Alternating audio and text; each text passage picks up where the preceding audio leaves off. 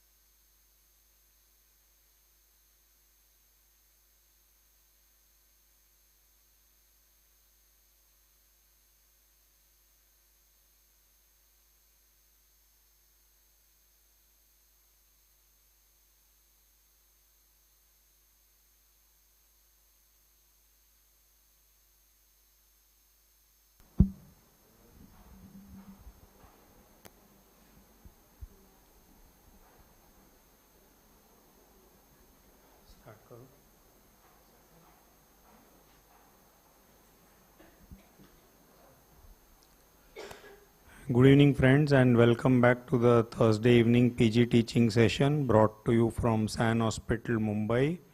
We thank the head of the department, Dr. Radha Ghildial, and the Dean of San Hospital for allowing us to conduct these classes here.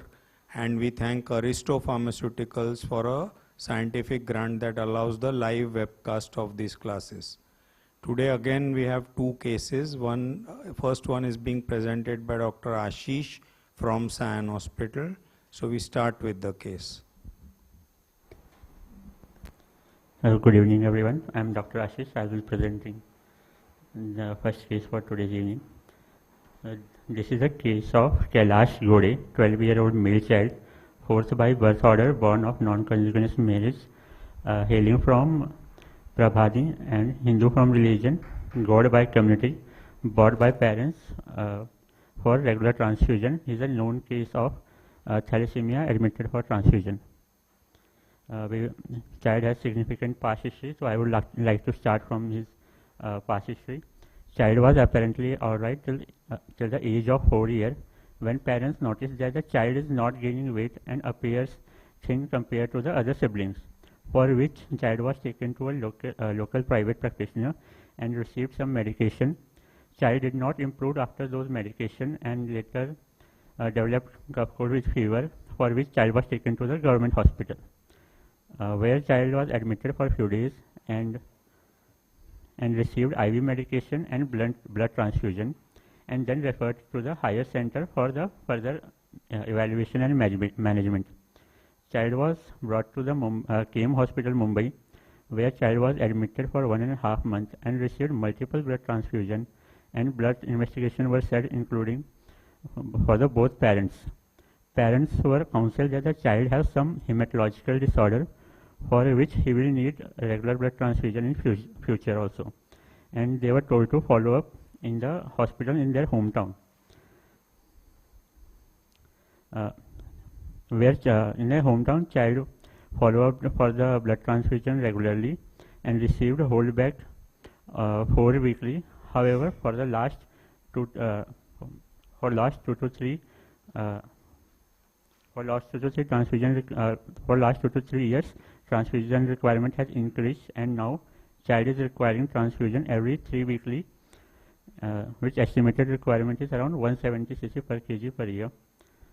On inquiry, father mentions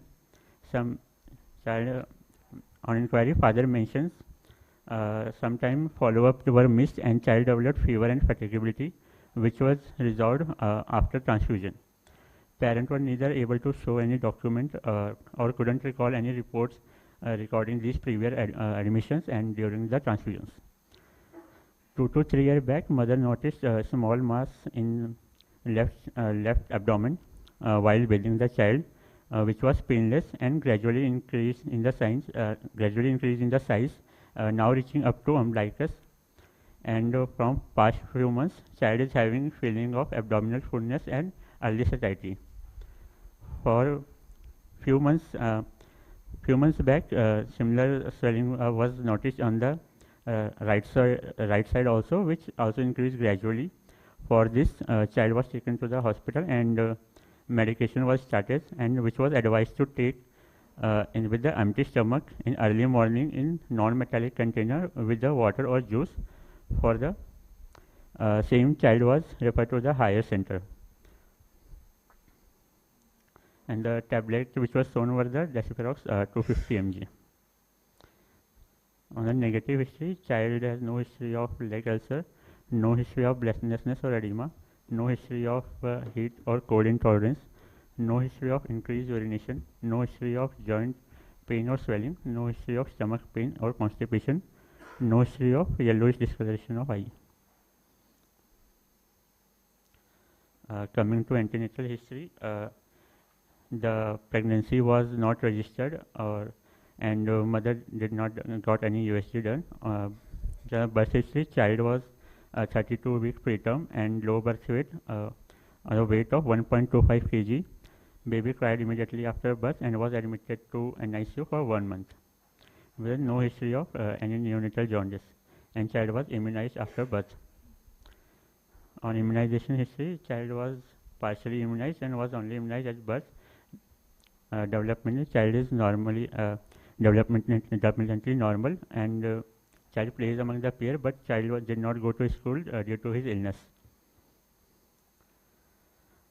Coming of family history, on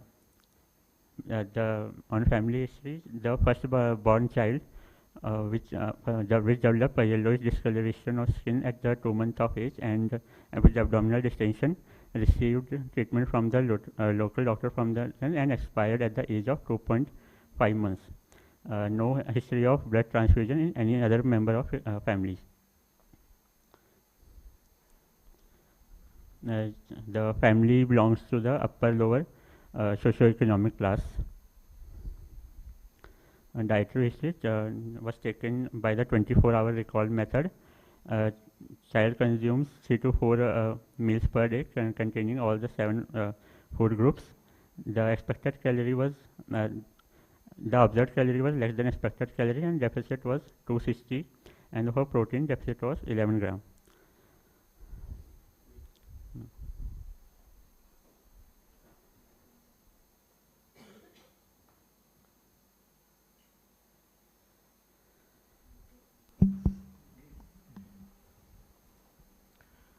So here there is nothing much about the diagnosis of this child. So let's discuss that when a 12-year-old known case of thalassemia is brought for his next transfusion, what would you do? Would you ask some history, or would you just put him for transfusion, and would you check him for something, or would you just put him for transfusion?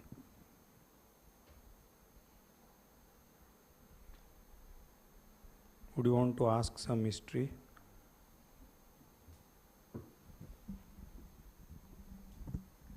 Any increase in the requirement for transfusion? Any increase in the requirement for transfusion? Okay, so how will you ask that? Means you have to ask the parents, no?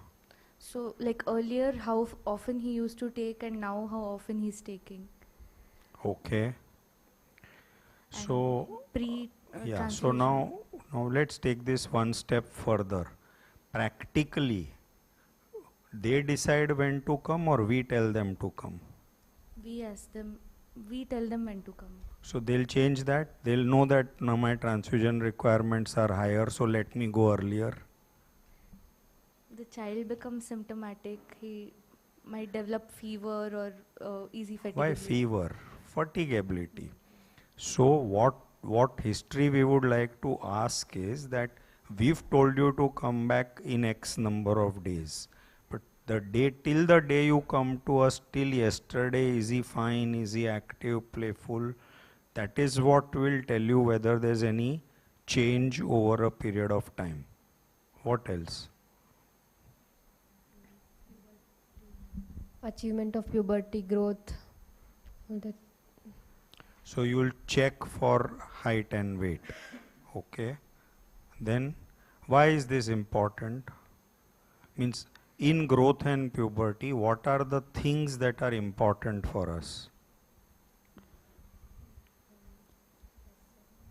So In growth, sir, the growth is affected by the transfusion. In the thalassemia patient, the growth is affected by the transfusion requirement. If the transfusion requirement is not met, it will affect the growth of the child. So if growth is reduced, then we can say the child would need a frequent transfusion. And going through and there is the other thing is if child endocrine system is affected by the iron overload due to the transfusion or due to the drugs we are giving for the chelation. So most likely the secondary sexual character can be delayed due to the iron toxicity, and this can affect also the pituitary gland and other like the insulin, pancreatic glands. yeah. So which are the different hormones different glands that can be affected? You said pituitary, growth hormone, then you said testicles, pubertal hormone. Yeah, then So then Pancreas, insulin, then and a thyroid can be affected. thyroid can be affected. Right. Okay. What else? What else will you ask for or check? Ion chelator compliance to that. Okay, so compliance about ion chelator. Then what else? Any history of hepatitis or jaundice. So history of hepatitis. Okay, so what better way to, or because you're talking to a ill patient who's not knowledgeable. So what will you? He's come to you some time back for a previous transfusion, hopefully. So in that interim, what will you ask? Appetite. Okay. So can thalassemics get jaundice? So unlikely, because in thalassemia the RBC don't get matured enough to produce bilirubin on their destruction. The pre-electroblastic phase, they are produced on the pre-electroblastic. So the hemolysis or the destruction occurs before hemoglobin is incorporated. So it's ineffective erythropoiesis. So for hemolysis, they don't get jaundice. But what are the other mechanisms in which they can get They jaundice? can get transaminitis from the iron chelators, like Dextrose, and they can get transfusion infection like Hep A or Hep B. That Okay. can cause one. Okay. So blood-related infections. So we screen blood, na? Can we still get infections? Before giving blood transfusion, blood is screened. So then how can you get blood-related infections? Any thoughts? There's still a risk of blood related transfusion. Yeah, you're right. There is still a tiny risk. But how? Why? What is the reason behind that? If it's in the window period. So what is the window period? I mean, there are not enough antibodies to be detected. So your test cannot pick up the presence of infection, but the blood is already infected. So that's the window period, right? So you can still get it. Okay. Anything else that you want to do on history and examination? The spleen size. Okay. Why do you want to know that?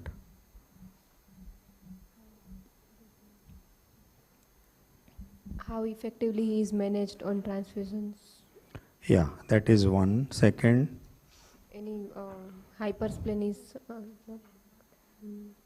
yeah, so he is at risk for hypersplenism if he has a big spleen. Third, Increased extravascular hemolysis is taking place. okay.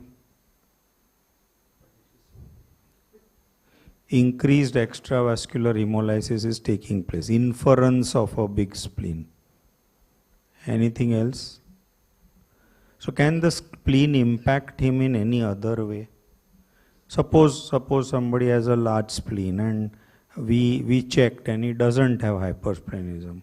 So we let that spleen be there. No, what's your problem? Is it going to impact in any other way? The spleen is the blood trapping happen in spleen that will affect the child. So a large amount of blood is kind of sequestrated, or possibly sequestration can occur in the spleen. What else?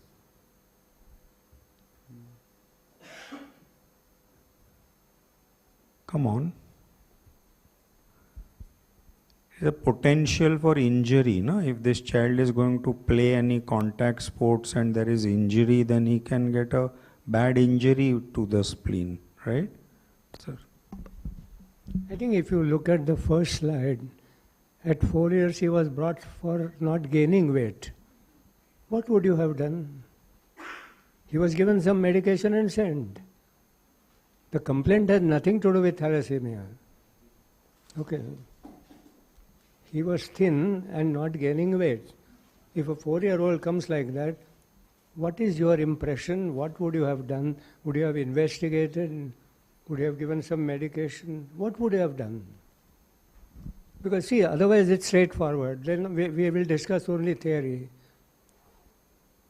So who will tell me what would you do when a child comes with not gaining weight and is thin? It's a common complaint. Give a thought. The child presenting. I'm not asking one simple answer. I want to know how you would have proceeded further on this patient. First, we'll ensure adequate nutritional history. If the nutrition is adequate, then we have to go for organic causes. So, all systemic examination plus if any liver, spleen, or if recurrent infections or fatigability or breathlessness, to rule out CVS related causes. So first thing you should have done is he a normal child with not gaining weight and thin, or is an abnormal child? That's the first thing. How would you know whether he is a normal child? Not gaining weight is also their complaint, correct? So it's a symptom. And what have we learnt?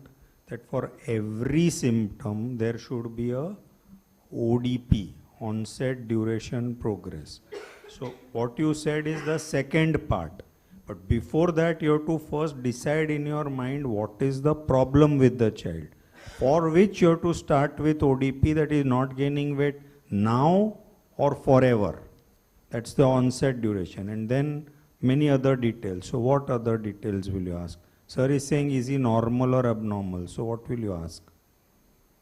So now you look at the history in this child, which came subsequently. Birth weight was 1.75. How will he be not thin?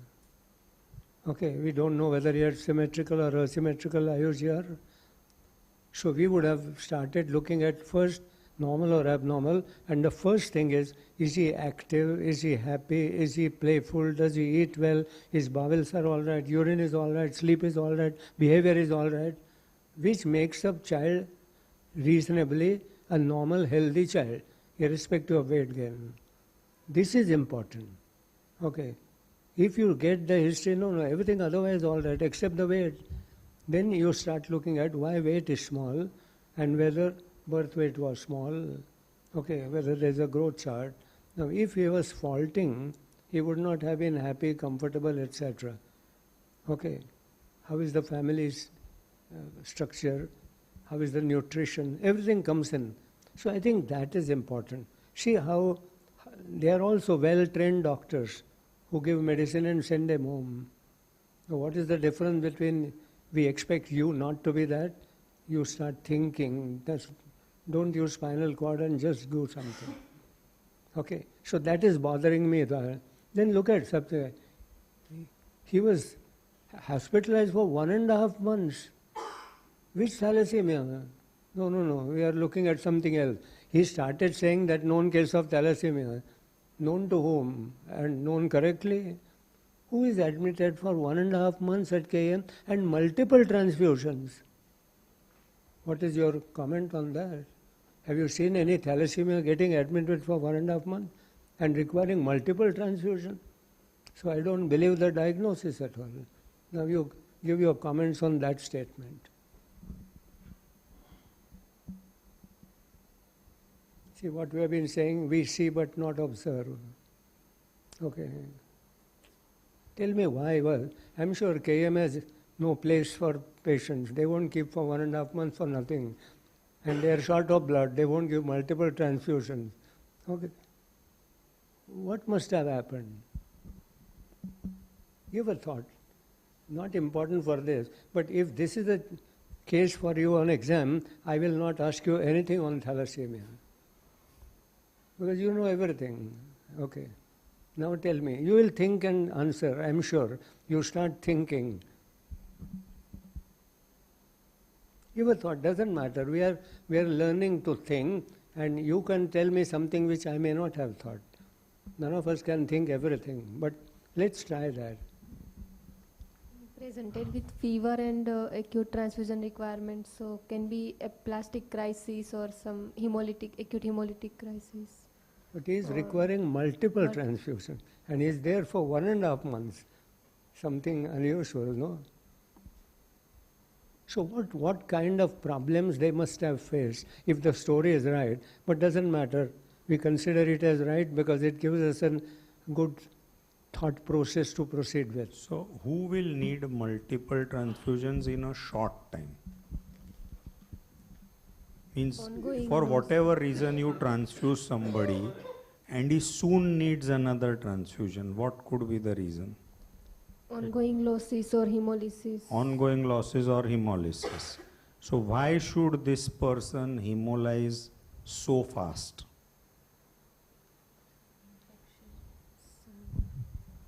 Some infection like malaria or something. Okay, so he could be sick and malaria. Okay, what else? Who else hemolyzes so fast the moment you transfuse or Some soon after? incompatibility. Incompatibility. Now, obviously, we wouldn't give incompatible blood to somebody. So, still then, who will hemolyze? One is minor incompatibility. What else? Autoimmune hemolytic anemia. Though, of course, this is not the way it will start, but we are just thinking our thought process ke who will hemolyze fast. So there is some reason why he has developed autoantibodies and therefore he is hemolyzing fast. So these are the various reasons. Malaria, you said, minor incompatibility, autoimmune, right? We have got many infections through those blood transfusions. Malaria is one, and therefore he is getting admitted for that. Okay. So what all infections, a blood transfusion, well managed. Okay. The blood bank has taken all precautions. They have looked at hepatitis B, whatever, C, HIV. In spite of that, which infections can still go into the system? So one is malaria. What else? HIV. HIV, though we said, barring the window period, okay. Or anything else? CMV. So CMV is important, right? Okay. Even then, 1.5 months was probably little more. Also, we need to ask multiple means what? Huh. 2-3 transfusions, if the parents call multiple, it's not really multiple. I don't expect the child to have received 5-6 transfusions. And some sickness the child must have got at that time, which the parents have not told. He may have a prolonged fever, 4-5 days high fever, some complication may be related to anemia, may not be related. Otherwise, 1.5 months. We agree that KEM is a busy hospital, getting up appointments for tests, etc. is difficult. Also, they must have investigated him a lot at that time. Maybe for hepatitis B, other infections, parental investigations, parental electrophoresis. So complete workup also would have taken time in a busy center. Also, one point I wanted to make, that you looked at the child and he saw his height and weight.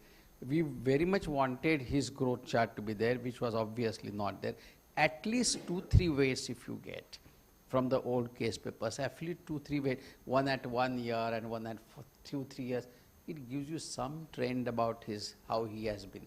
Often I have seen with 2 to 3 weights, if I put it on the graph, I know, at least get a fair idea as to where has he faltered and what age has he faltered. So this particular child probably must have been low from the beginning, maybe because of nutrition, but multiple factors must have occurred at that time.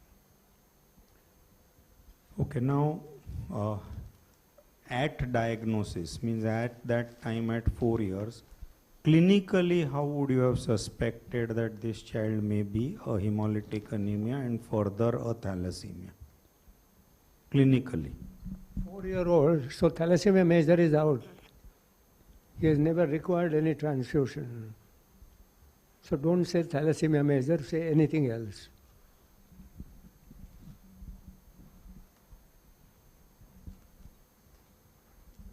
Start clinically, how would you suspect?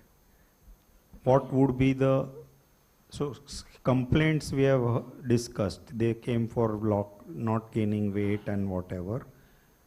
What else would you ask in complaints? And then on examination, what will tell you this is likely a hemolytic anemia? Characteristic faces. Okay, so you can have a characteristic facies. What else? Tell me what will be the height and weight? The Which height. one will be affected? Height will be affected or weight will be affected? Height more than weight. But weight will also be affected. Okay. So height more than weight is endocrine.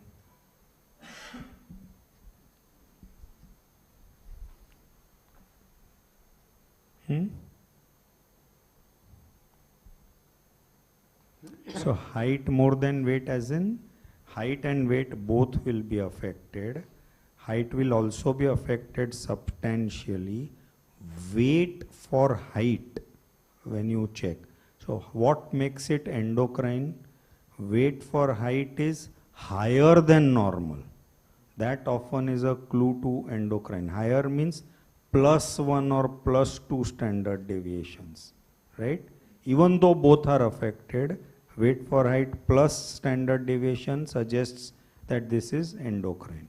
Okay, what else will you see in this child? Pallor, no? First you have to see pallor. Okay, then pallor is deficiency anemia. So what will tell you this is not deficiency anemia at that first time?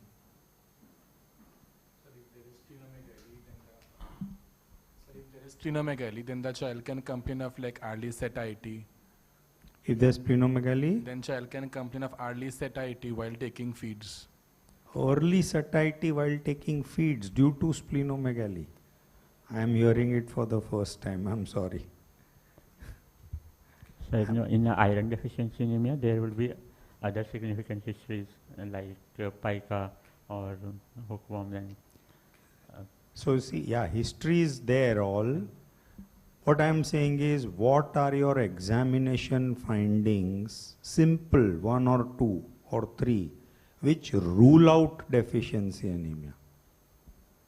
And which you should be able to pick up always. So then as sir says, you'll never make this mistake. So jaundice can be there. This will rule out iron deficiency anemia. If jaundice is there. But if it is not there, Splenomegaly. okay, so say hepatosplenomegaly or organomegaly will be very strongly against iron deficiency anemia and bring in some hemolytic process. Before that, even this growth which we Growth discussed. failure. So when will iron deficiency anemia have a poor growth? So it's a long-standing long-standing anemia and long-standing IDA which is untreated. Which is very common. Everybody has long-standing iron deficiency anemia and everybody is untreated. What do you think?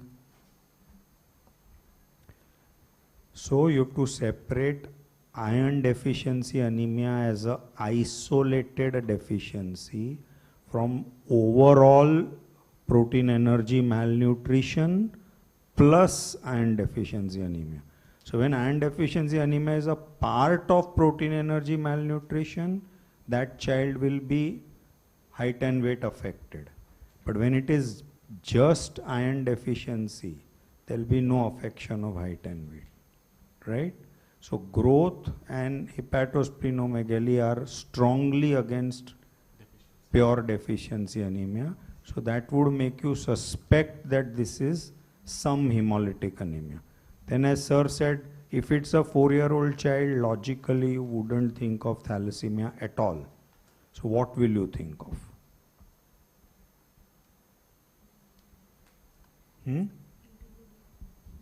Thalassemia intermedia. Okay, so one is thalassemia intermedia. So better word nowadays to say is Non-transfusion non-transfusion dependent. dependent. non-transfusion dependent thalassemia. Okay, so that is one. Second,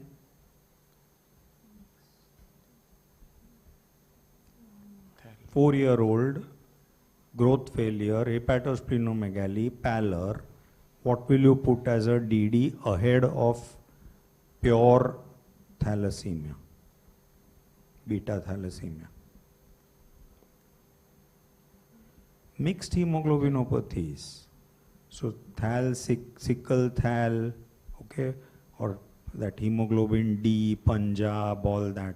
So any kind of mixed hemoglobinopathy may reduce the transfusion requirements. Then, depending on whether it's spleen and liver or spleen, even hereditary spherocytosis may come ahead of all this, right? If it is only spleen. And then there is that mild icterus, right?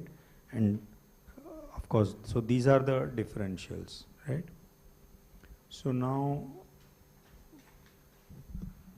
I think I'll just make a comment. Pallor is so simple, acute or chronic. Okay. Acute is cardiac failure, shock, or jaundice. Okay.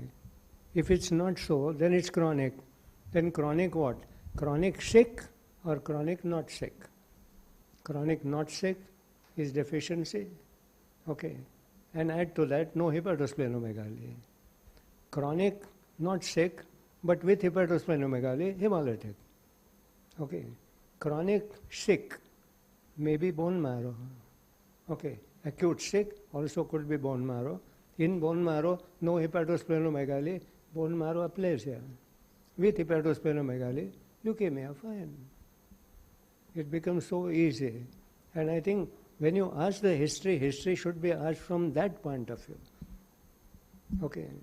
And it's just 4 or 5 points in the history, you almost get a diagnosis. I said to begin with, thalassemia major is out, but now you know that thalassemia major is not out, non-transfusion dependent thalassemia. Now today we don't call it intermediate. But why some don't need transfusion dependent and others need? What is this difference between transfusion dependent thalassemia and non-transfusion dependent thalassemia? I thought every thalassemia is transfusion dependent. Number of beta chains. Even one beta chain is there, then there can be some hemolysis on some result. so number of beta chains or beta So- genes which are Very good. responsible for So beta chain synthesis. imbalance between beta chains decides the severity. So beta 0, beta plus. Fine. So few of our, sir, just 1 minute, I'll finish this, then you take it. So our online faculty, Dr. Palniraman and Dr. Anjali have made some points. So everybody is concerned that why till 4 years this child didn't need a transfusion. So that we have already discussed. Dr. Anjali has asked, would size of spleen correlate with hypersplenism? So what's your answer? Big spleen, big hypersplenism, and small spleen? No, very good. So size of spleen is not important. In fact, smaller or moderate size spleen is more associated with hypersplenism. Then Dr.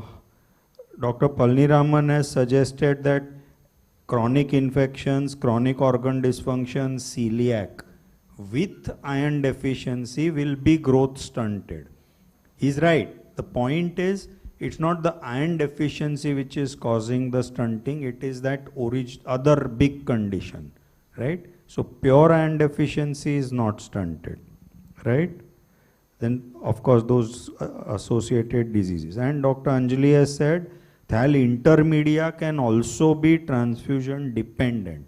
So therefore better not to use the word thal major or thal intermedia. Clinically, transfusion dependent or non-transfusion dependent. How in nephrotic we say steroid responsive or steroid non-responsive rather than saying minimal change or whatever, right? Yeah, sir, you were saying something. It's just a small point. A child with pallor should have no splenomegaly. If the child has pallor and splenomegaly, we are not dealing with simple anemia. There may be some exceptions of maybe some exceptions of iron deficiency associated with B12 deficiency with a small spleen. Leave aside that. So if there is a spleen, I must investigate this particular child of anemia. And stands to reason that if the first transfusion was at 4.5 years, then KM hospital, they must have been investigating for a long time, because it is not the way common thalassemia would present, so that must have been another reason. Tell us examination findings. Child is here? Child is on the Call him. child is on the visa. On the way. Okay.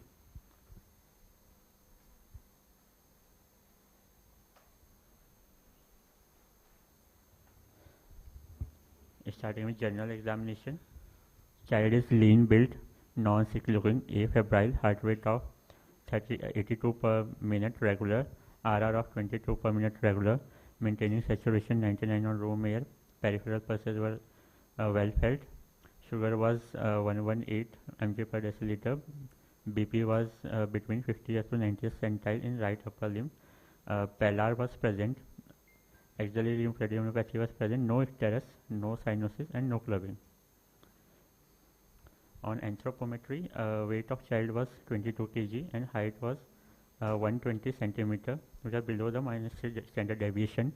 BMI was 15.2 between -2 and -3 standard deviation. On anthro, child was short stature and thin, and upper lower segment ratio was 1.06. Why did you take the upper lower segment? Sir, upper lower segment because child was on iron chelator, so they sometimes causes short stature with different upper segment shortening, and also endocrine dysfunction can happen due to the iron overload. So that the short stature can be due to the endocrine dysfunction. To rule out on. So I'm not sure whether at this age of 12 years your upper lower segment will help you decide the component of thyroid dysfunction secondary to iron deposition. See, this is a child who has a chronic hemolytic disease, so he is primarily short because of that. There can be an added component of hypothyroidism which will add a little bit to his short stature, but I don't think you will be able to make it out from upper lower segment. That is for classic congenital or severe hypothyroidism that those ratios will differ. Okay. In fact, if that is not going to help you, then how would you clinically suspect hypothyroidism due to iron deposition? Height is not going to guide you a lot. Height is short anyway. Okay. Upper lower segment will not. There may not be faces. Okay. There will not be change in voice. So then how will you suspect it? Weight gain. You get the question? See, we are used to congenital hypothyroidism, so we can easily suspect this. This is acquired. So my question, in other words, is how does acquired hypothyroidism present to a clinician? In fact, he may not be short because of thyroid. Here he is short because of thalassemia. So height also is not going to help. So how will you suspect that? Same way here, growth hormone, but he's already grown, no? What is growth hormone doing now? The child would Intolerance, present with lethargy, weight gain. fatigue. Low IQ if he's in the school going age. So secondary hypothyroidism is less likely would have a low IQ. So the word is not low IQ, but maybe deteriorating school performance or deteriorating interest in play or lethargy, Not those IQ. things. Brain growth is long back over. Okay. So you would have said that one, increase in weight. Okay. Lethargy, constipation. Those are the symptoms. Okay. Pulse. Yeah. So largely they come with constipation, lethargy, and in fact the weight has gone up now a little. That is the way you suspect the hypothyroid, right? And of course, I mean, ideally in a thalassemia, how would you monitor the thyroid function, you would be doing the tests at a regular interval. But if you are maintaining an excellent growth chart, then what might you get on that growth chart? So weight gain would be Gaining weight. appear. Weight you already said, and you may gaining get a height. decelerating velocity.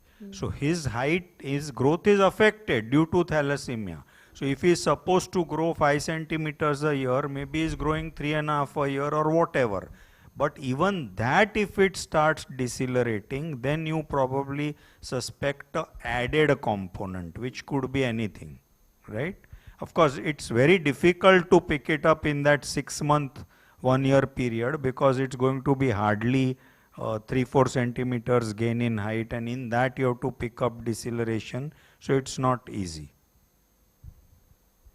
How would be the sexual development of this child? Because of thalassemia and because of also endocrine? Or there will be no change? He'll Yes. go through the adolescent puberty as expected, The delayed or sexual late, development or would be early? the delayed sexual development would be there. Both endocrine would be contributing to this delayed secondary sexual characters. So hypogonadotrophic hypogonadism can be. Could hypothyroidism bring up an early development or late, or both? Both, so, like hypothyroidism with increased TSH. So TSH will act like FSH also. So that will cause like early sexual maturity. And if it is because of iron overload and pituitary dysfunction, then there'll be delayed puberty. Okay, tell us. This is a growth chart showing height and weight below the third centile lines, and we can see the mean parental height is the curve of the mean parental height is above the child's height, current height.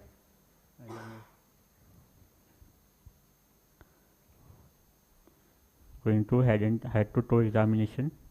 Hair was normal. Head, then frontal boosting was present. Face, proximal maxilla, depressed nasal bridge, and anterior overbite One was sec. present. Child has come.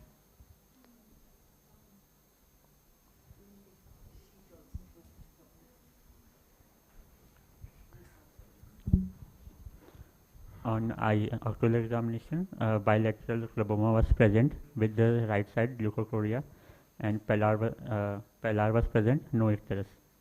No sinuses. On examination, abdomen was distended, and slit umbilicus, no scar, and no visible deformity was present.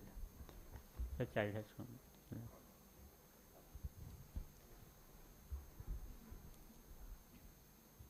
He is not able to walk. So he is able to walk.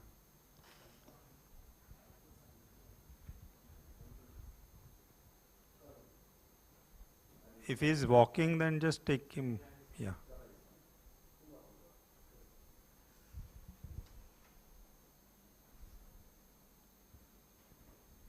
Sidhali, is there a sheet in the cupboard? Ah, there. Sidhali is there.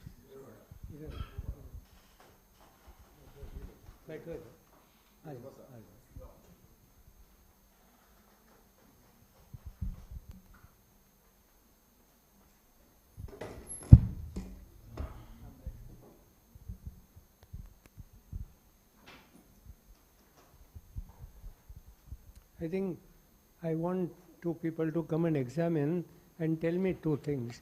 Is he well managed thalassemia or not, and whether he is a complicated thalassemia or not? I need answers to these two questions by physical examination. Okay, you get the question? Is he well managed, or is he complicated or not complicated? So while you examine, you just give a running commentary so that we know what you are looking for, either of the two. Shweta, come, and Sagar, come.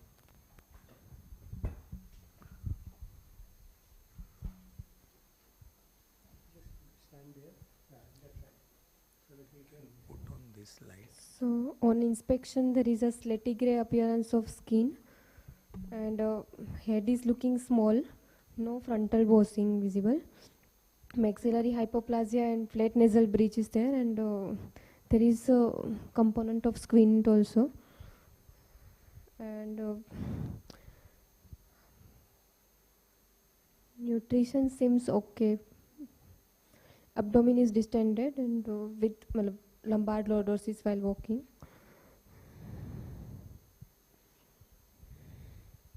Growth, you said? He's 12-year-old.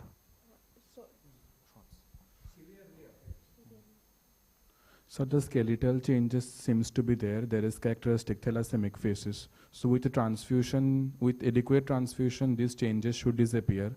But since they are being present, so he is not well controlled, according to me.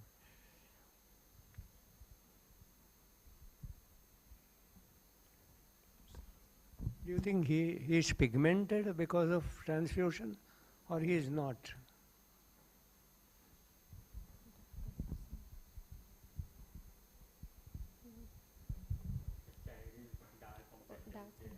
So look at the relatives. See the familiar pattern.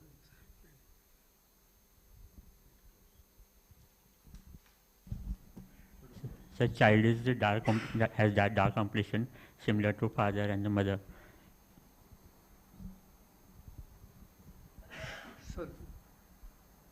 So you know now that he is certainly not well managed. Now examine him to tell me whether he has any complications because of poor management or because of blood transfusion. Either of the two. You can examine now.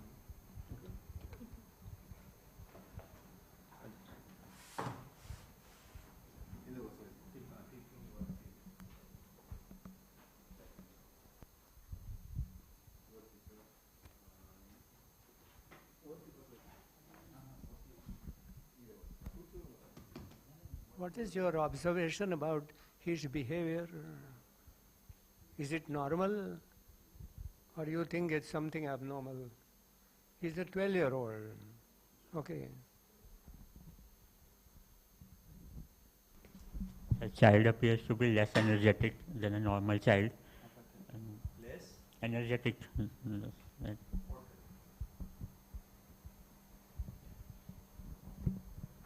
Sir is asking about behavior. So, is he as alert and as interested and as reactive to the surrounding as a 12-year-old? No. So, what does that make you start thinking?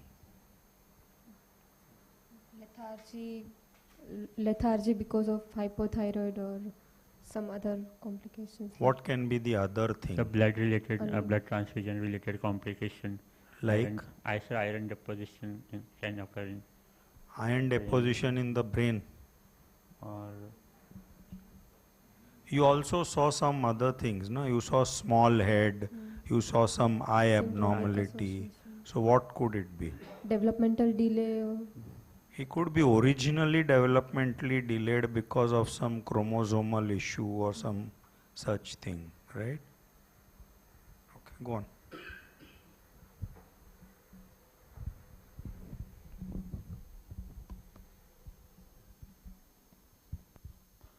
So the abdomens on inspection, the abdomen seems to be distended. The umbilicus is pushed down and it is in the, it's centrally placed. There is upper abdominal distension. Flanks are full or not full? Flanks are full. Flanks. All three of you answer, full or not full?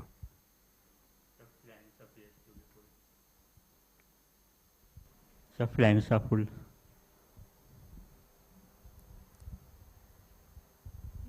Full. Okay. You tell them why it is not full, you tell her why it is full. Because we have to learn this, no, in exam.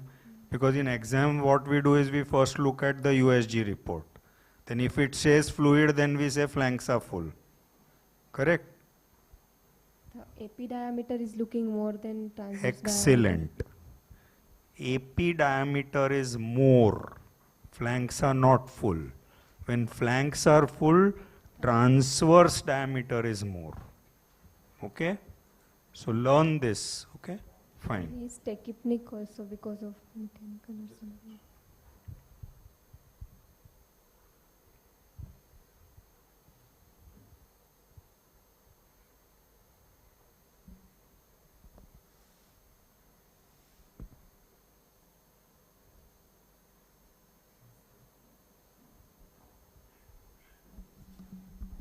What you do is, you give a commentary while you are doing, because my question was, examine to tell me whether he has any complications. So you say, I'm looking for this complication I'm looking for. You get the point? So I'm not asking a systematic, usual examination. That is so easy in this child. So examine for complications. So, sir, we will start examination for abdominal distension. We were expecting hepatosplenomegaly. So first we will start to palpate for liver and spleen. So also we can make out if there is any hypersplenism as a complication. How will you make out clinically? No, spleen size will not correlate with hypersplenism. So don't put your foot in it. You can never make out hypersplenism clinically. Okay? Because the size doesn't correlate and therefore it's totally a lab finding. Tachypnea can be a sign of complication like cardiac ion overload and pulmonary hypertension or something. Okay. So you will, but now you qualify your answer better, no? So how will you qualify that better? You're right. Cardiac. Now what next will you do? You'll make him sit up and see whether he's still tachypnic. Is it just because of abdominal distension or is genuinely tachypnic, right? I think what I wanted you to say is that I am looking for a complications of blood transfusion. I am looking for a complication of poor anticoagulating agents. Okay. So in that fashion, I will start looking at if there is an iron deposition because he has not had a good chelation, then I will first look at the liver, next I will look at the myocardium, and then I will look at the other endocrines clinically to whatever extent I can. This is one area. And then if I want to look at the problem of transfusion, I want to see whether I can see any evidence of any infection that may have been transmitted and left behind. Okay. Now this is the way to start. So now tell me whether this child has a liver causing trouble because of iron deposition clinically.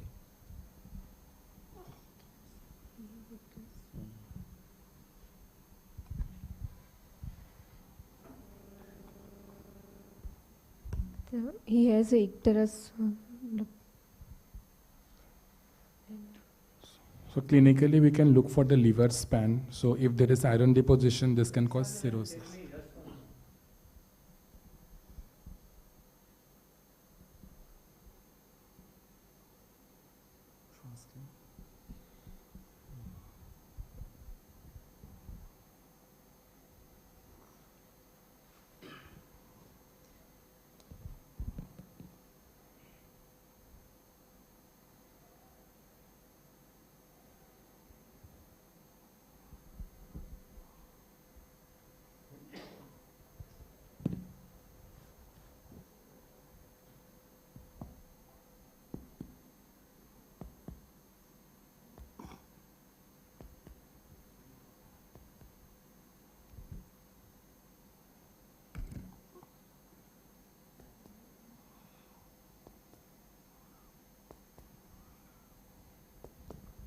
Would size tell you whether he has a complication in the liver? Sir, if there is cirrhosis because of deposition of iron, then there could be shrunken liver. Anyway, no? How will the size differ? I am asking you whether this liver is just a reticuloendothelial hyperplasia or whether there is a hepatocyte damage already occurring. I want you to examine for that. So if there is deposition of iron, then the consistency will be firm consistency. So you're right that if there's deposition, it will be firm. But you agree that originally there will be hepatomegaly because of RE hyperplasia, because of thalassemia.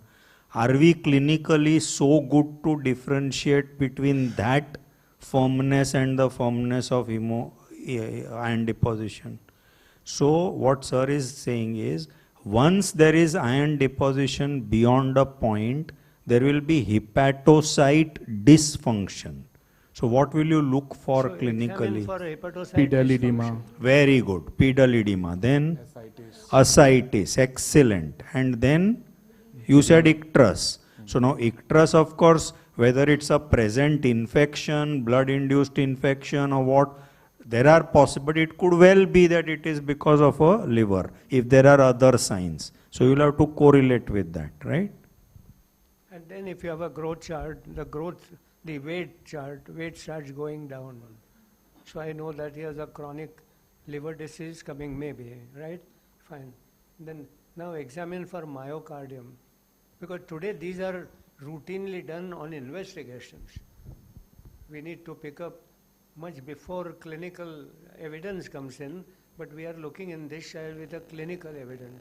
So tell me whether the myocardium is also involved in this child because of iron deposition.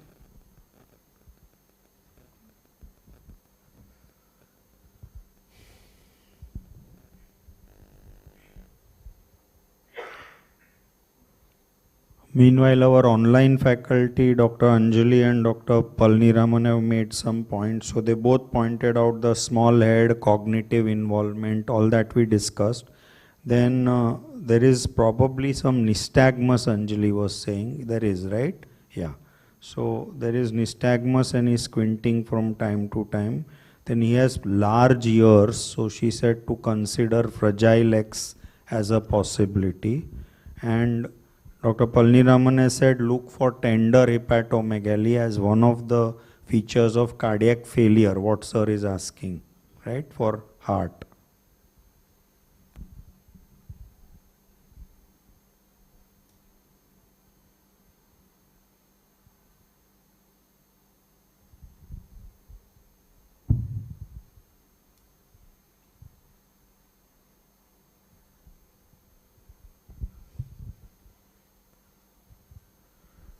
The liver dysfunction signs, I want you to tell me what are the myocardial dysfunction signs. I know heart may be enlarged, okay, I have no interest on that for answering this question. Tell me what points will tell you that myocardium is also getting affected, dysfunction. So if there How will is, you know that? so if there is loud P2, then we can infer about pulmonary arterial hypertension, which can be seen as the complication. Okay. Before that is there, but before that. So features of congestive cardiac failure. Like Sir, S3 can be heart, tender hepatomegaly, engorged neck veins. okay.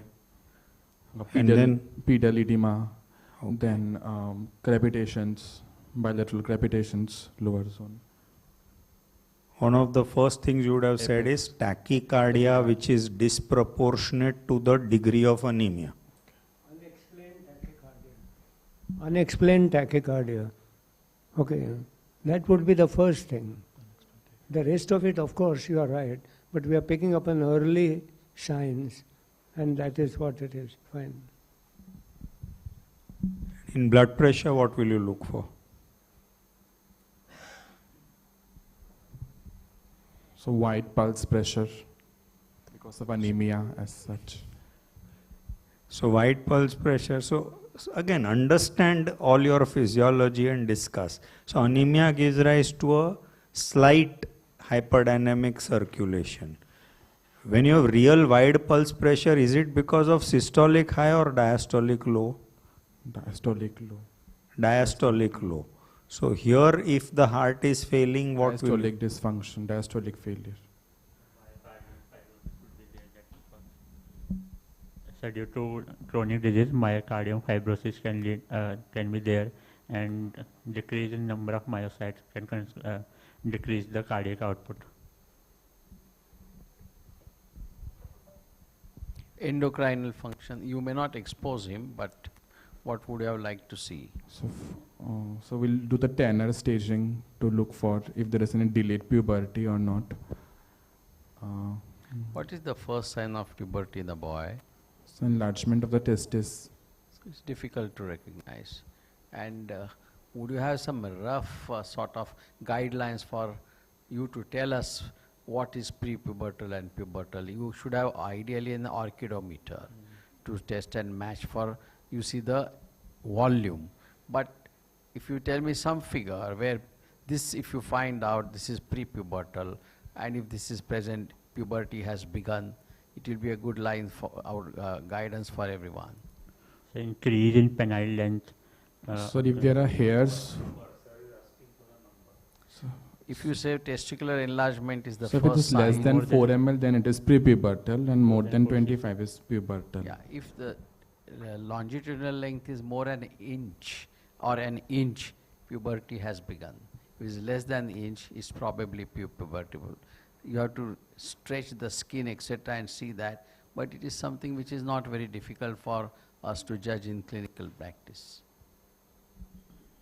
He's 12-year-old, so suppose he doesn't have any signs of puberty. Is it delayed puberty?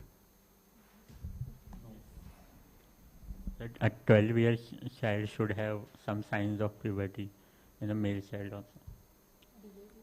But you can wait till 14 years of age for boys.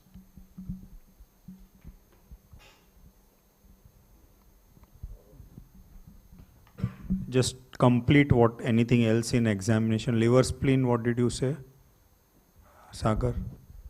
So liver is palpable.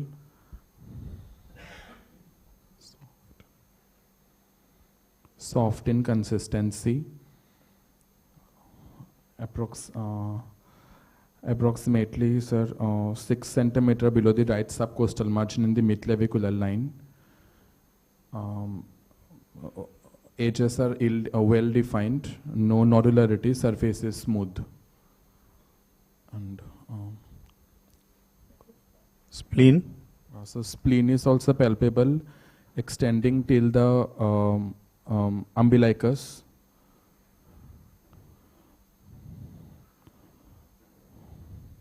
Firm in consistency,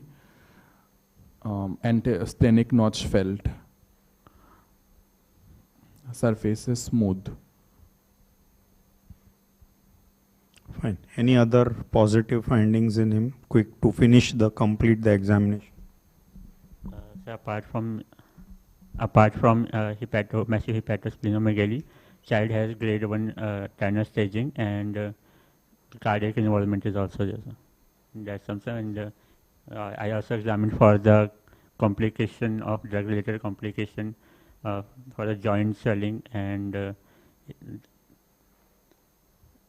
sir, the other thing is in the right eye, leukocoria is present, which can be other complication of iron deposition.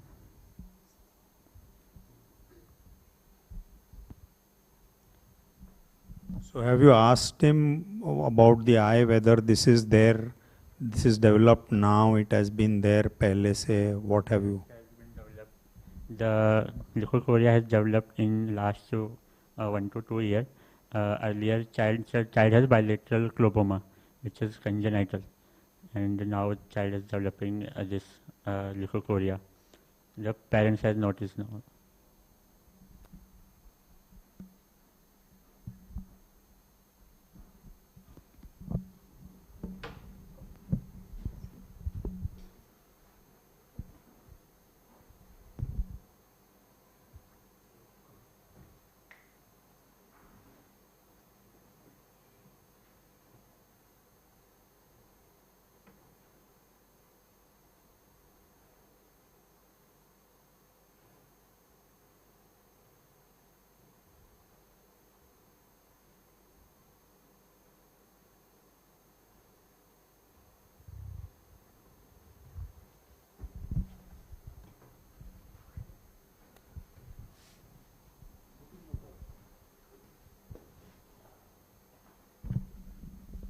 What is his vision like? So vision, on the left side child has normal vision, on right side child can identify the fingers and follows light and identifies the number of fingers.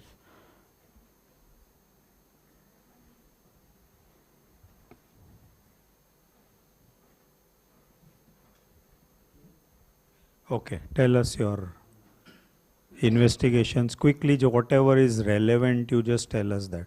So this is a CBC, the suggestive of thrombocytopenia with thrombocytosis and anemia, and the RDW is 47. Apart from that, the child LFT and RFT were on normal range. That's regarding the investigation. On further, we would like to do some X-rays apart from this blood investigation. I would like to do X-rays for the bone age, and then we would like to send a child's ferritin level, and then we will plan for to increase the iron chelators based on that. And what is his original diagnosis?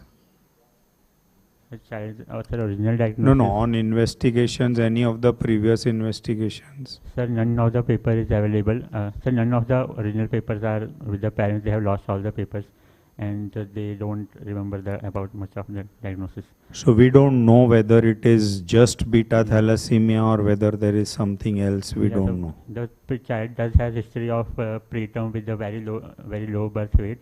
So that is the pointing toward the microcephalic and can be, and there was a history of first child died at 2.5 months. So we were also thinking in the line of torch, but that will require further assessment. Okay. I think in such cases you should ask for the family history as well. Of course, investigation for parents and all that.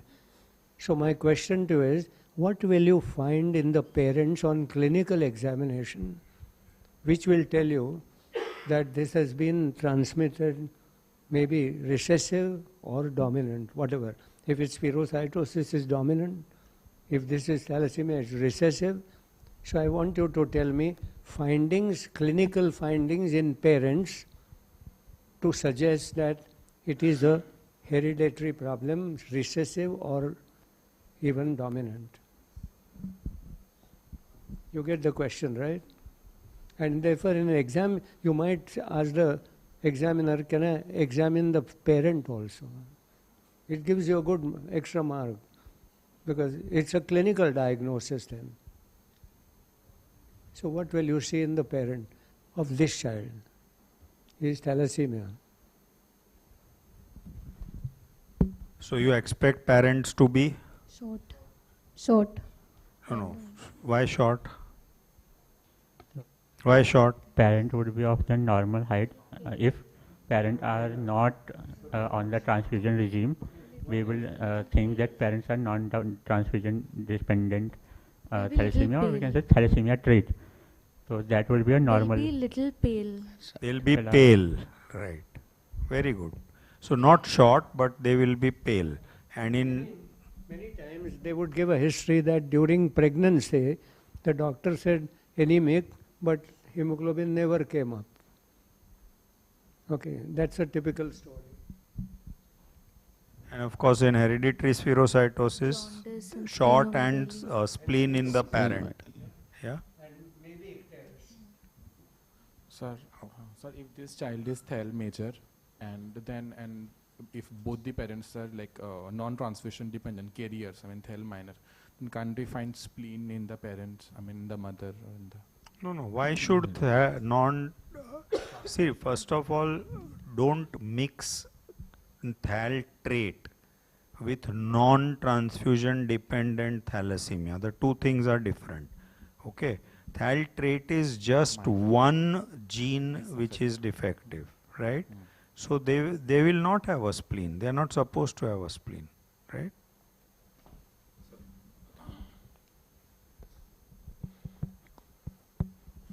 Hello. I want to make two different points. One is about inheritance. If it is autosomal dominant inheritance, you get a case in each generation, like vertical transmission. And if you see horizontal transmission, means more cases in the same generation, is usually recessive. Then, few years ago, a child came, and he had a problem whether he was growing, his testis was growing. We looked for orchidometer over the whole, we did not get. Ultimately, we imported one. But that day, what did we do? We just took a small balloon, attached a 25 ml syringe, and filled water till the balloon became of the size of the testis. And that was 15 ml. So I told him, congratulations, you have grown, and now he's a big boy. So it's so simple. We all have balloons, we have rubber bands, we have syringes. So take a balloon, put a rubber band on a syringe, and then fill water till you make the balloon grow till the size of the testis. And you know how many ml water has gone, and that is the size of the testis. And you know if is it 4 ml, is it 25 ml, is it 15 ml, or whatever. That's great. Also obviously you will do, if possible, cardiac and liver MRI to look for the iron overload in this child, right? Okay. Anything else?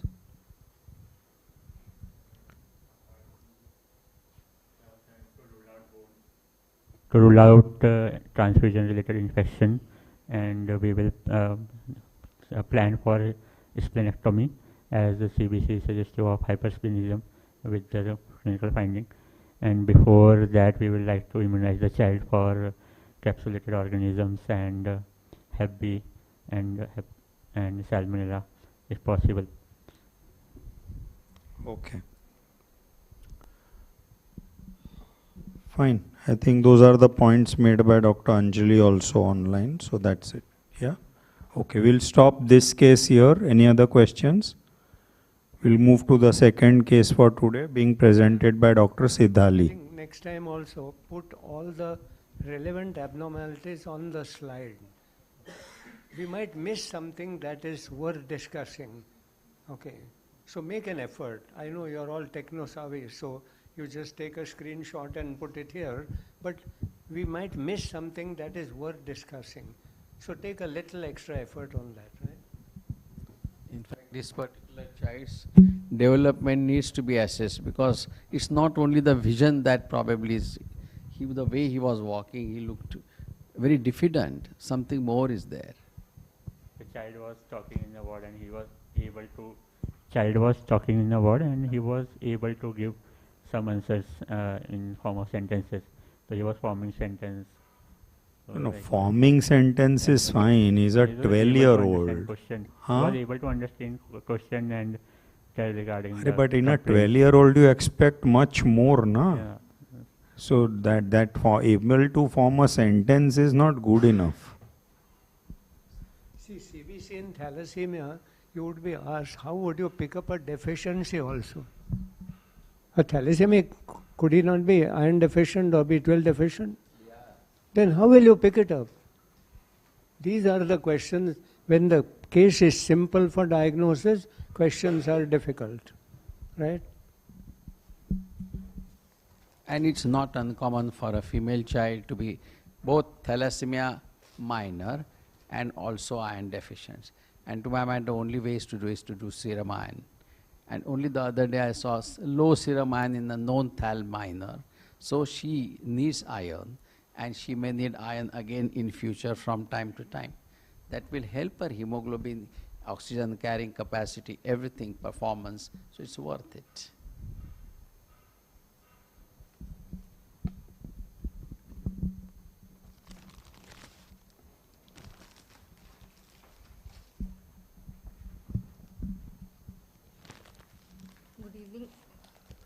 Good evening, everyone. I am Dr. Siddhali. I am presenting short case for today.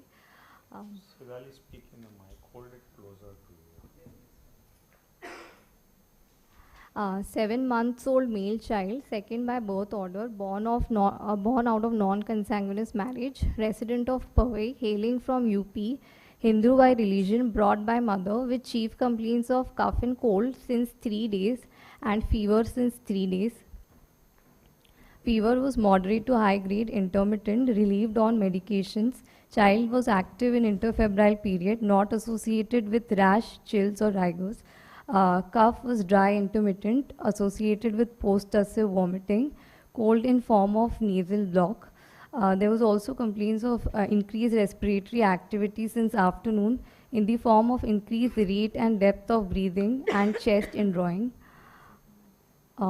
There was no history of decreased urine output, no history of cyanosis or suppressed suck cycle, no history of vomiting or regurgitation of feeds prior to development of respiratory distress. For these complaints, child presented to our hospital was put on mechanical ventilation, started on IV medications and shifted to PICU where he was stabilized and shifted back to ward. Child has a significant birth history and I would like to elaborate and start from there. Antenatal, the mother was ANC registered, iron and folic acid supplements were taken. One antenatal USG scan was done, which was told to be normal. So during the pregnancy, there was no chief complaints of fever, rash, joint pain, PIH, GDM, hypothyroidism, or drug or radiation exposure during the pregnancy. Birth history, child was born full-term vaginal delivery. Birth weight was of 2.5 kgs. There was history of leaking PV with prolonged labor. History of MSL, baby did not cry immediately after birth, required resuscitation and was on mechanical ventilation. Total duration of NICU stay was around 13 days. At the time of discharge, the child was told to have some brain abnormality. However, no neuroimaging was done, no CSF studies were done during the NICU period. And the child was prescribed syrup Gardasil. After discharge, mother noticed lip smacking movements, 4 to 5 episodes per day.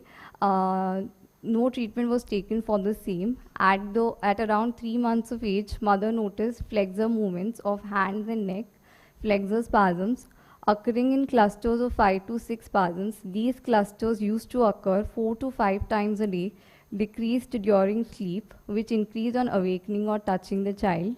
History of tightening of all 4 limbs, which was noticed by the mother in the form of difficulty in making, while making the child wear diaper, increased tone of limbs.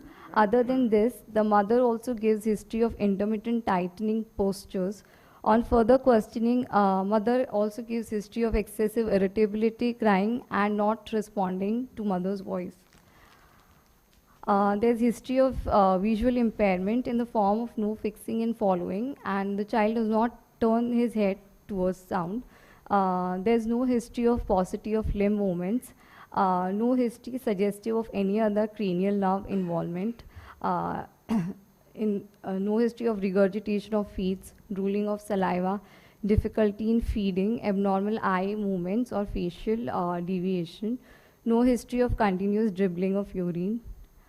1 week ago, for the above complaints, child was taken to a private hospital where all the previous medications were stopped and the child was started on syrup levetiracetam, and the child was referred to Sion Hospital in view of further management. So developmental history, gross motor, there is no neck holding, fine motor, no hand regard. Social, child does not have a social smile, does not recognize mother. Language only cries and occasional cooing present. Delayed achievement of milestone is present. Global developmental delay with no regression of milestones. Immunization history, the child has been immunized till 1.5 months of age.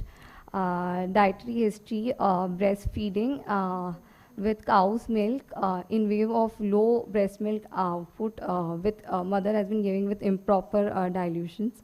Socioeconomic history, the patient belongs to lower socioeconomic class according to Kupuswamy scale of classification. Family history, there is no history of any congenital or inherited disorders in the family. Uh, The baby is here. yeah. Call the baby.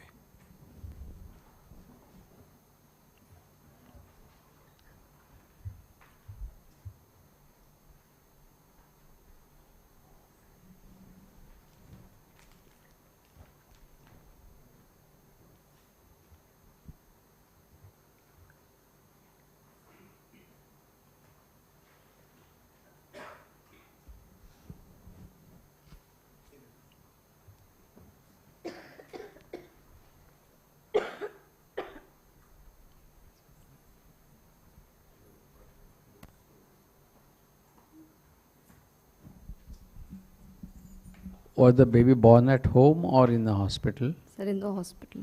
Home delivery. Hospital. Hospital.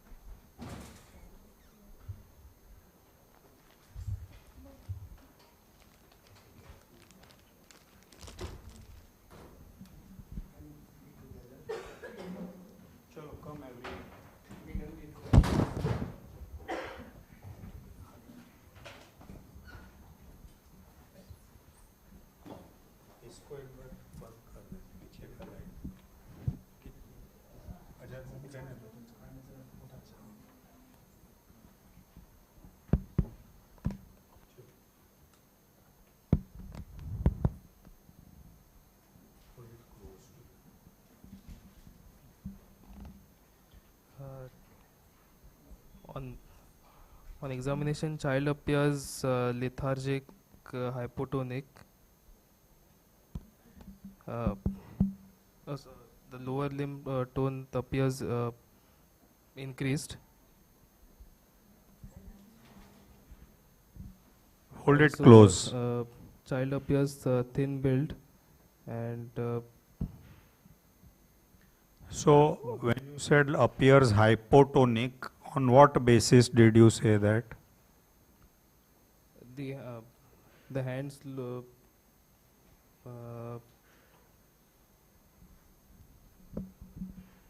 He's sleeping and therefore the hands are by his side. Is there a frog-like posture? No.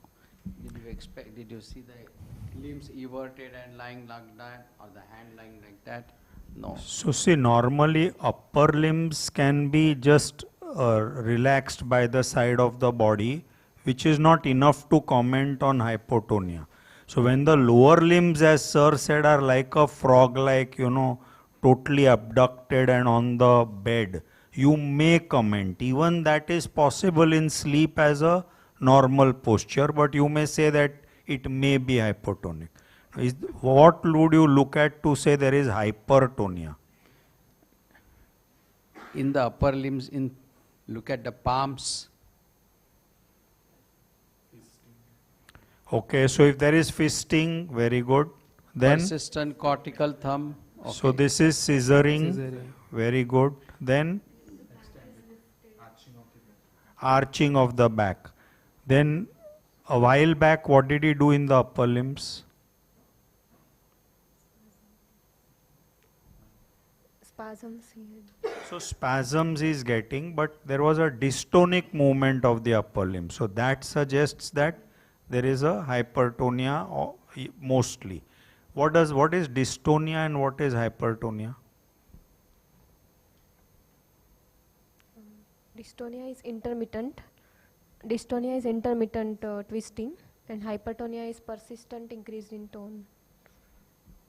So twisting is an additional component in dystonia mostly, right? And it's a sustained or temporary contraction of the muscles. So which gives rise to abnormal tone and posture. So dystonia gives rise to abnormal postures. Okay? Yeah. Look at the cortical thumb, persistent. Okay, now comment on his face, anyone. So means, what did he do just now? It's a blank look. Blank look. He's actually not fixing on any. Hold close, Namrata. It's a blank look. Hello. He's not fixing Hello. or following. Just go close to in his field of vision, whether he sees you. Did he smile? That was spontaneous and not social smile. How do you distinguish that? Like social smile is in response to. Yeah, correct. Any comment on his head circumference? He's a 6-month-old child. Length should be about 66 centimeters, not very badly affected. But do you think the head should be around how much? More than 40, 42 or so? Is it 42?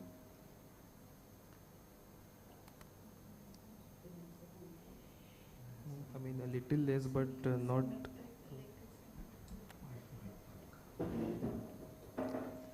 It's looking symmetrical, sir. Like not gross. In fact, in this child, the head circumference is going to give you a diagnosis of the onset of this disease. This child did not cry immediately after birth. Not necessarily the disease is postnatal, because even the prenatally affected child need not cry after birth. It's clear scissoring. Dysmorphic features. Like this.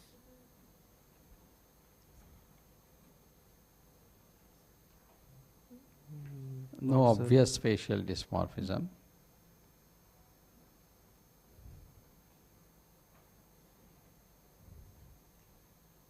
Can you see some prominence of costochondral junction there?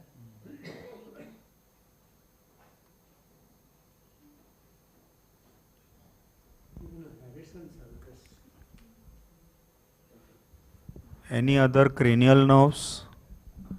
So he doesn't have vision, he is not fixing and following. So that means second nerve is gone, or it could be cortical. It could be cortical. How will you differentiate? The pupillary reaction. Very good. So pupillary reflex. What about? Sorry, if suppose it were anterior segment problem, then he would have had searching eye movements. He doesn't have that. So this is cortical. Pupillary reflex present, no searching eye movements, cortical. Searching eye movements like that, likely to be anterior segment problem. Like the previous child. Yeah, but that child had acquired problem. There was obvious corneal problem there. What about third, fourth, sixth? Can we do doll's eye and check? In a conscious patient, we're not supposed to do. Very good. So in a awake or a conscious child, you will not do doll's eye. So how will you check? Third, fourth, sixth. Look at the spontaneous movement of Spontaneous eye eyes. movements. So he is not fixing and following. So you will have to just keep a lookout for whether spontaneously he is moving in the full range. Right? Okay. Look for the tone and power, Manas.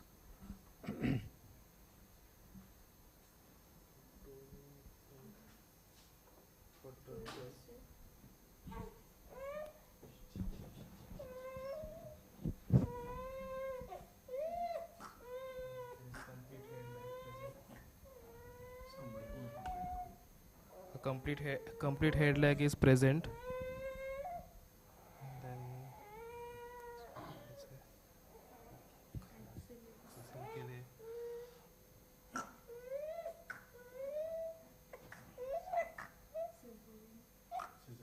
scissoring is there.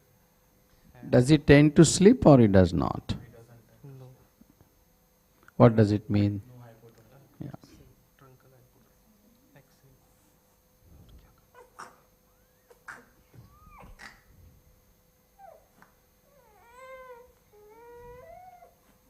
You can see him in all positions. You did a ventral suspension, you can do a horizontal suspension. And if you find that there is head retraction, that means there is axial hypertonia. So you need to see the tone axial as well as in the limbs.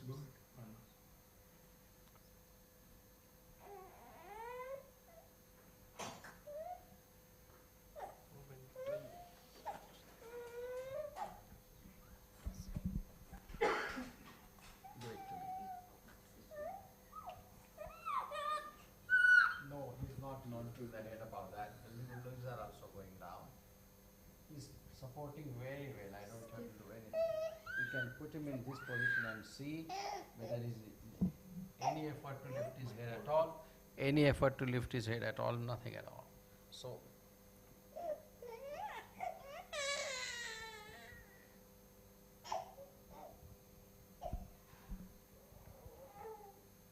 some head control is there. I will do like that. Some head control is there.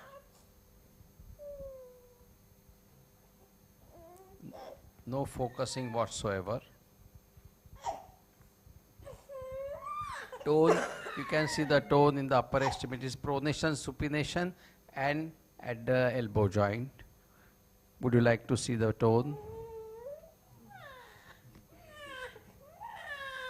This is not cross. This is not even touching the mid-extremity line.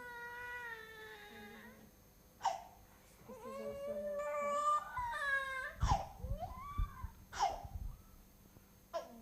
So how will you demonstrate, if you are asked in exam, demonstrate tone in lower limbs, how will you do it? You said about posture, etc., but now show in one limb maybe.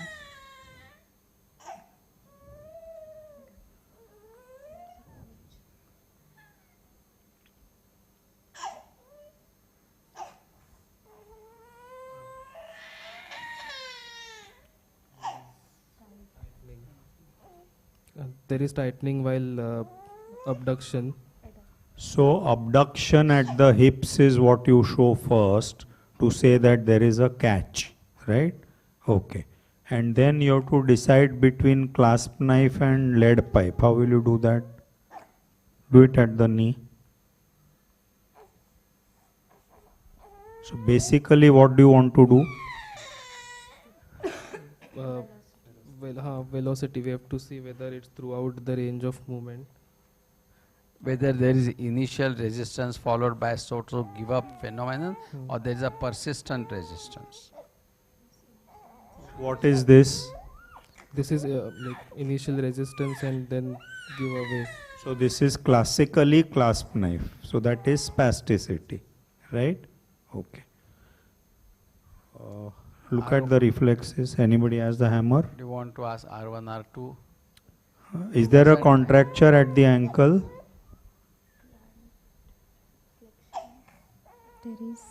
There is a contraction. No full movement at present. Are you applying enough pressure? Yes.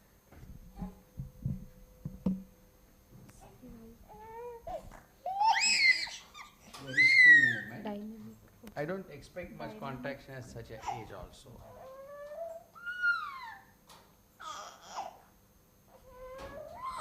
You have reflexes?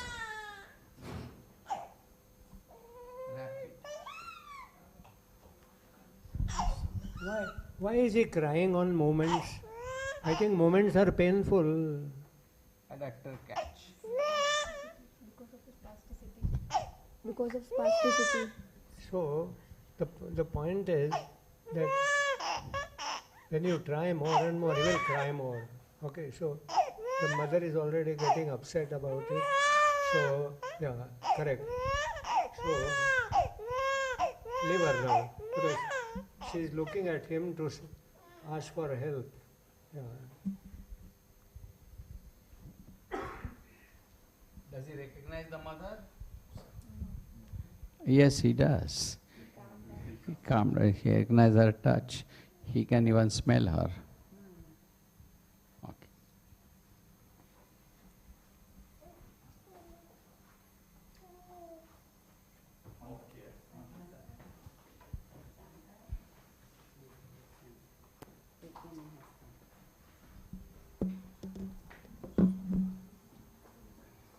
So, what is the final diagnosis now? Final diagnosis.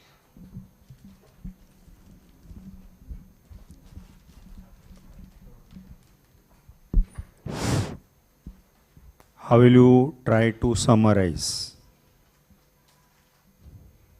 7 7-month-old male child born of non-consanguineous marriage with global developmental delay with spastic quadriplegic type of cerebral palsy with significant perinatal history with visual and hearing impairment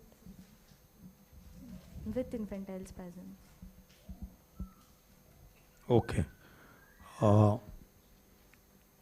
was the head circumference? So the head circumference was 37 centimeters, which was below -3 standard deviation. And length is 55. 55. And birth weight was 2.5. Yeah. Okay. So how do you correlate the head to the length?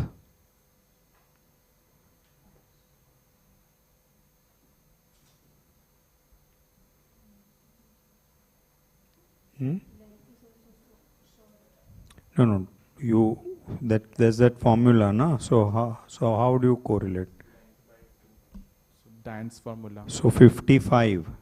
So it's 27.5 plus 9.5 is 28 and 9, 37 minus 2.5. So 34.5 and this is 37. So this is normal for his length, right? Is it normal for his age? Sorry? It's normal for his length. Is it normal for his age? Not normal for his age, but it's normal for his length, right? Now,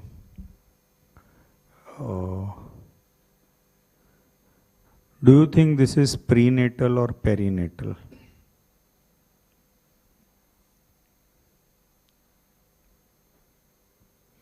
Means he didn't cry and all that, we got the history. Suppose he had a prenatal problem, he may not have cried because of that, no? So his basic problem is prenatal. What do you think? And he was told also at birth that his brain is not normal at the time of discharge.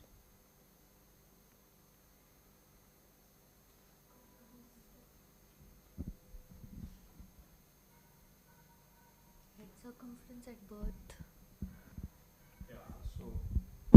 We don't know the head circumference at birth, but can you extrapolate or can you guess or can you do something? If the mother gave a history of decreased fetal movements. So decreased fetal movements is not a very sensitive sign, and if at all it is useful in those SMA 0 and all that, but otherwise no, not for the head size, right? So how will you go about? Since head circumference, length, everything is affected, so it could be in the early trimester also. But birth weight was normal. So birth weight was 2.5, no? So how can this be symmetric IUGR? This is not symmetric IUGR, right? Not early trimester.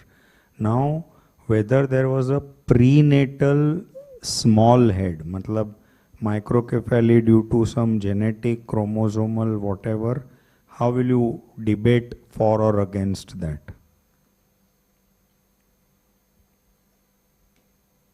So what is the minimum head circumference you want for a 2.5 kg baby?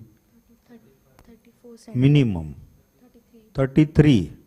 So if this was prenatally small, that means it was 31 or something, would he have grown 6 centimeters in 6 months? Less likely if it was so early or so small.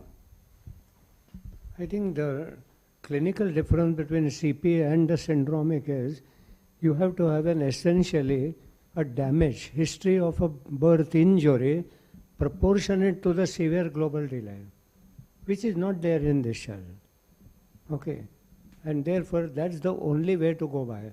Next is a typical hypoxic ischemic encephalopathy, severe, is seen not so often to that extent. If it was a preterm, then maybe a severe IVH, okay, that is possible. Devastating thing. This child has got a devastating delay. And to that extent, there is no history correlating what happened at birth. Did not cry, but nothing beyond that. Okay. Second thing is that most of the birth injuries may have a seizure which is easy to control, and then there is an epileptogenic period. This child is throwing up the spasms all the time. And to that extent, I feel this is not likely to be CP. This is more likely a syndromic thing. Okay. This child has got both. You have a white matter and we have a gray matter, both severe to begin with itself. Largely, seizure is not a manifestation difficult to control for a typical hypoxic ischemic encephalopathy. In fact, we have seen often here, seizures come a little later. Acute seizures, yes, easily controllable. Thereafter, some lag period. This child is almost throwing. So he needed mechanical ventilation at the time of birth. Okay, I did not pick that. Even then, okay, we haven't seen a persistent seizuring activity, the seizures, spasms, because of a hypoxic ischemic damage. Okay, and therefore, my feeling is this is more like a West syndrome. Okay, we must have seen so many hypoxic ischemic encephalopathy who comes with uncontrolled seizures. Hardly anybody. In fact, many of them don't even need anti-epileptic medication to start with till they get epilepsy. This child is almost doing that. So I feel, to me, that's a strong point against a cerebral palsy, and therefore it must be a West syndrome to my mind. Have any investigations? Sir, actually, we were managing the respiratory part, so Okay. we'll evaluate him now for the Sure. EEG and all is planned, but it's not done yet. Sure. No problem. So let us know next time whether, what more we know about this child. Yeah? Okay. Yes, sir. I'll just look at any online comments. Sir, I just want to know if I have a dumb question. If a simple boy who doesn't know English, he tells this as, this is a 7-month-old child. He has global developmental delay. He has infantile spasms and dystonia. And he had perinatal asphyxia. He either has dystonic CP or West syndrome. If he says it like this, will he pass or he fail because his English is simple? There are 5 with and 1 without in this, and 1 line of 50 words. We teach them very high English. I'm so happy about it.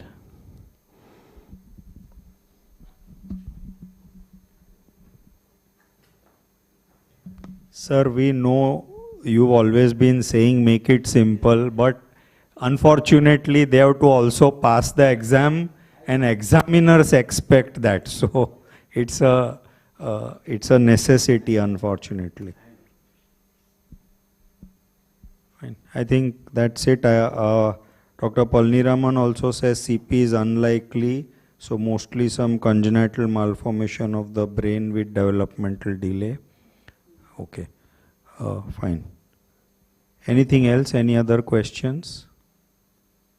So we'll stop here. So I think, sir, you have to summarize both the cases. So we'll just quickly summarize in 2 minutes. So the first child which Dr. Ashish presented was thalassemia, apparently a known case of thalassemia, who was come for his recurrent transfusions. But we made some observations that he was diagnosed for the first time at 4 years of age apparently. So he didn't need a single transfusion till 4 years. So we discussed that that might mean that he is not a pure beta thalassemia, but either it is beta plus or it is a mixed hemoglobinopathy or something like that. So that was one discussion that we did. Then we discussed about how to monitor over a period of time. So how to look for hypersplenism, well managed or poorly managed, increased transfusion requirements, etc. So we discussed all those issues in that child, and about complications of either transfusions or of iron therapy. So how to look for all that clinically. That child also had cognitive delay apparently, and had a small head and even had some eye issues. So there could be something more than thalassemia that child had. Our second child is a 7-month-old child who came for respiratory complaints and needed ventilation, but has global developmental delay, did not cry immediately after birth, needed mechanical ventilation, but is presently having spasticity, dystonia, infantile spasms, and severe delay. So we discussed that it could be more likely prenatal rather than an effect of that a birth asphyxia, not crying at birth, and then all this happening. So we'll get more inputs about this child as time passes, next time when you have some more data, right? Yeah. Thank you very much. Thank you online students and faculty, and we meet once again next Thursday at 6 p.m. for this class. Thank you. We thank Aristo Pharma once again for their educational grant which allows the live webcast of these classes. Thank you.